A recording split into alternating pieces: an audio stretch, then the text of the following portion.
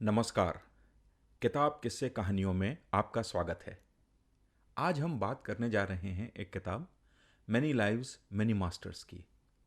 ये एक खासी क्रांतिकारी किताब है जिसने बहुत सारे लोगों को झंझोड़ कर रख दिया। और जब ये पहली बार आई तो बहुत सारी कंट्रोवर्सी हुई, कई विवाद हुए। ख़ास तौर से जो धर्मगुरु थे ईसाइयत के और इस्लाम के, उन लोगों ने इस किताब को बहुत अच्छे नज़रिए से नहीं देखा।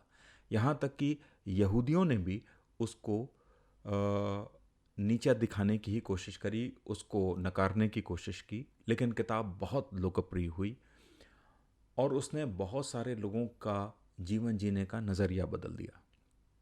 इस किताब के लेखक हैं डॉक्टर ब्रायन वाइस। वे खुद यहूदी समुदाय से आते हैं और अमेरिका में रहते हैं। ऐसा नहीं कि वो पहली पीढ़ी के यहूदी हैं जो कि इज़राइल से अमेरिका आए। ये लोग कई पीढ़ियों से अमेरिका में रह रहे हैं। डॉक्टर ब्रायन वाइस एक साइको एनालिस्ट हैं, साइकोथेरेपिस्ट हैं और उन्होंने साइकोलॉजी की बड़ी गहरी पढ़ाई करी है। मनोविज्ञान पे उनका गहरा एक अध्ययन है, एक शोध है और एक ख़ास अपना नज़रिया है। ब्रायन वाइस की कहानी इसलिए भी बड़ी रोचक और आकर्षक हो जाती है क्योंकि उनकी शुरुआत एक ऐसे व्यक्ति से होती है, एक ऐसा व्यक्तित्व है उनके पास जो हर चीज़ को एक वैज्ञानिक दृष्टिकोण से देखता है। ब्रायन वाइस अपने धर्म को मानते हैं और वो एक आस्थावान यहूदी हैं, लेकिन फिर भी वे उस तरीके के आडंबर वाले धर्म को नहीं मानते थे। और ऐसा कहा जा सकता है कि वे इतने वैज्ञानिक सोच से प्रभावित थे कि उनको जन्म, पुनर्जन्म, कर्म के सिद्धांत, इन सब से कोई ख़ास लेना देना नहीं था। ऐसी ही मानसिकता के दौर में उनको एक पेशेंट मिली, एक महिला आई उनके पास और उसने कहा कि मैं तमाम तरीके के रोगों से ग्रस्त हूँ। मुझे ऐसे डर बैठे हुए हैं जिनको आपकी भाषा में फोबिया कहा जाता है। मुझे नहीं मालूम कि डर कहाँ से आते हैं, पर जब वो डर मुझे का एहसास मुझे होता है तो मैं बिल्कुल ये हाल हो जाता है कि मैं जकड़ जाती हूँ, मैं हिल नहीं पाती अपनी जगह से। डॉक्टर ब्रायन वाइस को लगा कि ठीक है, अगर ऐसी बात है तो मैं इस महिला की मदद करूँगा। और एक थेरेपी होती है मनोविज्ञान में जिसको उसको रिग्रेशन थेरेपी कहते हैं। रिग्रेशन थेरेपी में होता है कि व्यक्ति को वैज्ञानिक कुछ तकनीकों के ज़रिए उसे हिप्नोटाइज़ किया जाता है और उसी सम्मोहन की स्थिति में उसको धीरे धीरे धीरे धीरे उसके जीवन के सबसे शुरुआती दौर तक ले जाया जाता है। ये वो शुरुआती दौर है जहाँ पर कि कुछ ऐसे किस्से या कुछ ऐसी स्थितियाँ उस व्यक्ति के जीवन में गुजरी होंगी जो अब उसके अवचेतन की कहीं गहराइयों में छिप गई हैं। और जैसे ही वो चीज़ सामने आती है और वो उससे दो चार होता है, उसके बाद उस व्यक्ति की हीलिंग शुरू हो जाती है। यही प्रक्रिया चल रही थी कि एक दिन कैथरीन ने कुछ ऐसा बोलना शुरू किया जो उसके जीवन में घटा ही नहीं था। अब डॉक्टर ब्रायन वाइस के कान खड़े हुए क्योंकि वो पुनर्जन्म में विश्वास नहीं रखते थे और ये वो बातें थीं जो कि कैथरीन के इस जीवन में घटी ही नहीं थी। खैर, वो अपने अचंभे को, अपने कौतूहल को और अपने अंदर जो एक तरीके का सिनिसिज्म था उसको रोककर वो उसके साथ बात करते रहते हैं, उसके अनुभवों को लिखते रहते हैं, उसके अनुभवों को रिकॉर्ड करते रहते हैं। कई दिन जब ये स्थिति चलती रहती है तो वो एक चीज़ और देखते हैं कि कैथरीन के व्यक्तित्व में बदलाव आ रहा है। वो उन प्रॉब्लम से अब उबर रही है जो वो पहले जिनका सामना नहीं कर पाती थी। उसका जो रंग था वो साफ हो रहा था, उसका स्वास्थ्य सुधर रहा था, उसके चेहरे पे एक अजीब सी चमक थी, एक शांति थी, ऐसा कि जैसे बरसों से जो अंतर्द्वंद उसके मन में चल रहा था वो अब शांत हो रहा था। उसके अंदर आत्मविश्वास बढ़ रहा था और वो अब अपने आसपास के बहुत से व्यक्तियों को देख पा रही थी और आके डॉक्टर वाइस को बताती थी कि हाँ, ये व्यक्ति किसी जन्म में मेरे जीवन में इस रूप में आया था, इसने मेरे संग ये किया था, इसलिए मैं अभी भी इससे यहाँ जुड़ी हुई हूँ। और एक बहुत लंबा समय वो कैथरीन के संग बात करते रहे और उस बातचीत के अनुभवों को ही उन्होंने फिर एक किताब का शक्ल दी और किताब का नाम रखा मैनी लाइव्स मैनी मास्टर्स। किताब लिखने तक डॉक्टर ब्रायन वाइस पूरी तरह से आस्तिक हो चुके थे। उन्हें पुनर्जन्म में विश्वास होने लगा था। उनका कहना था कि ऐसा हो ही नहीं सकता कि जो बातें ये महिला बता रही है वो उसको किसी ने सिखाई हो, पढ़ाई हो, समझाई हो, क्योंकि वो कालातीत हैं। कोई आदमी उनको याद नहीं कर सकता, कोई गढ़ भी नहीं सकता, क्योंकि बहुत सी ऐसी चीजें हैं जो बिल्कुल इतने सटीक ढंग से उसने बताई कि सब हैरान रह गए। ऐसा व्यक्ति जिससे वो कभी मिली नहीं, उसकी पूरा शक्ल, उसका खाका, उसके परिवार के बारे में उन्होंने, कैथरीन ने जितने खूबसूरती से और जितनी सटीकता से उसको बयान किया कि लोग हैरान रह गए।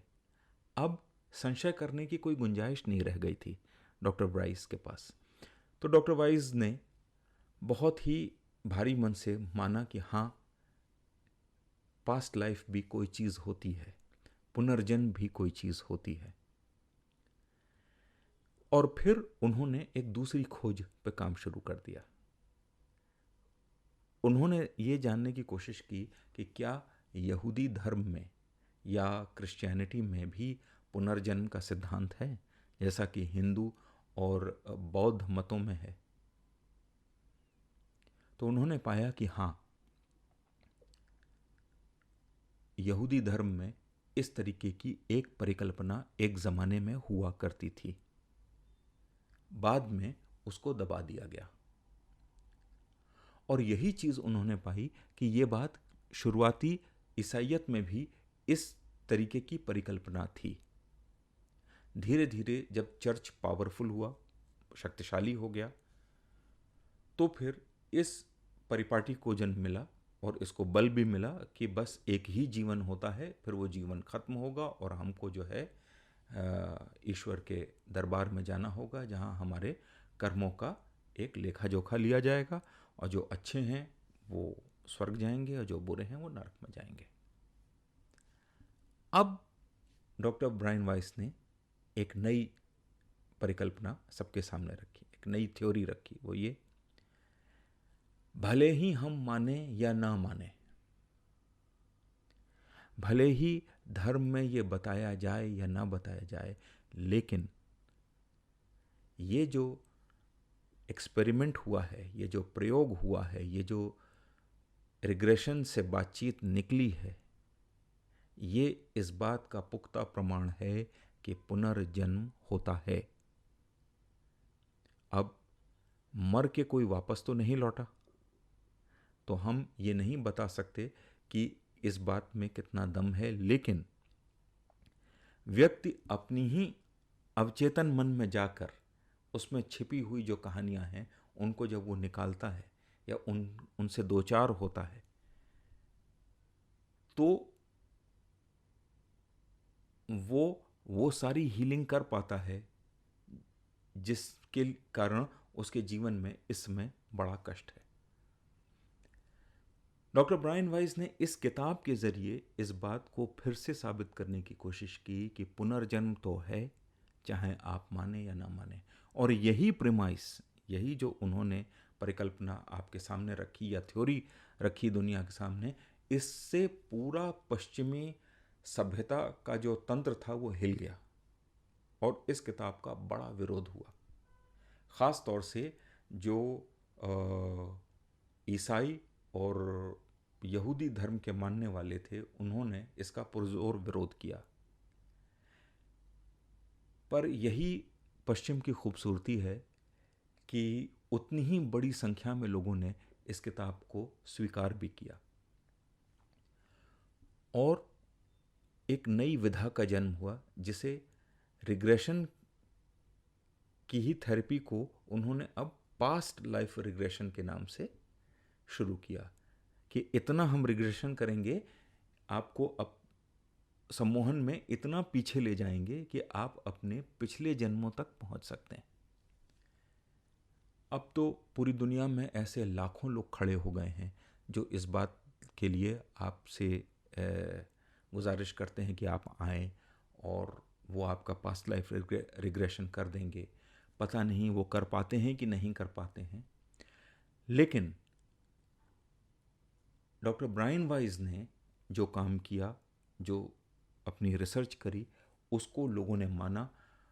कई लोगों ने जाके खुद अपनी आँखों से इस तरीके के एक्सपेरिमेंट को देखा और न चाहते हुए भी वे इस बात को मानने के लिए मजबूर हुए कि हाँ, ये फलां व्यक्ति जो समझा रहा है, जो बता रहा है, उस बात में बड़ी गहरी सच्चाई है। और इसीलिए इस किताब को इतना महत्वपूर्ण माना जाता है। इसने एक बहुत बड़े तबके की, वैश्विक स्तर पर मध्यम वर्ग में एक बहुत बड़े तबके की सोच को बदलने में एक बड़ी भूमिका निभाई है। डॉक्टर ब्रायन वाइस खुद ये बात कहते हैं इस किताब के ज़रिए कि अगर आप पुनर्जन्म के सिद्धांत में आस्था रखते हैं तो उससे कई फायदे होते हैं। एक तो आप अपने संग जो बुरा हो रहा है उसके कारण को समझ सकते हैं, उसका एक जस्टिफिकेशन ढूंढ सकते हैं। दूसरा, आप अपने वर्तमान जन्म में अपने कर्म को करते समय ज़्यादा ध्यान दे सकते हैं, ज़्यादा ध्यान से उन कर्मों को कर सकते हैं, ज़्यादा सोच विचार के उस काम को कर सकते हैं, जिसे अंग्रेज़ी में माइंडफुल कहा जाता है। आप ज़्यादा माइंडफुल हो सकते हैं। माइंडफुल होने से होता यह है कि आप उन कर्मों से बचते हैं जो कर्म आपके लिए न सिर्फ इस जन्म में बल्कि अगले जन्म में भी परेशानियां खड़ी करें। ये डॉक्टर ब्रायन वाइस की पहली किताब थी। इसके बाद उन्होंने कई और किताबें लिखी, only love is real, miracles do happen, इस तरीके की। लेकिन वो इसी परिपाटी, इसी कल्पना का ही एक एक्सटेंशन है। बार बार एक ही बात को साबित करने की कोशिश की जा रही है। डॉक्टर ब्रायन वाइस पूरी दुनिया में अपने इस तरह के कैंप लगाते हैं जहां लोगों को पास्ट लाइफ रिग्रेशन में वो लेकर जाते हैं। लेकिन ये किताब वो है जिसने कि उनको एक अंतर्राष्ट्रीय प्रसिद्धि दी, अंतर्राष्ट्रीय मध्यम वर्ग को सोचने का एक नया नज़रिया दिया और एशिया के वो देश जहाँ पर कि हिंदू और बौद्ध प्रभाव है, उन लोगों को भी ये कॉन्फिडेंस दिया, ये आत्मविश्वास दिया कि पुनर्जन्म की जो परिकल्पना है उसमें आपकी आस्था हो या न हो, लेकिन वो हमारे मनोविज्ञान का एक बहुत बड़ा हिस्सा है। अगर हम उसे मान लें और उस पर अमल करें तो न सिर्फ हम अपने जीवन के बहुत सारे जो जटिल सवाल हैं उनके जवाब ढूंढ पाएंगे, बल्कि हम आने वाले जीवन को बेहतर ढंग से जी पाएंगे। तो आज के लिए इतना ही। अगले हफ्ते फिर किसी नई किताब के साथ मिलेंगे। तब तक के लिए नमस्कार।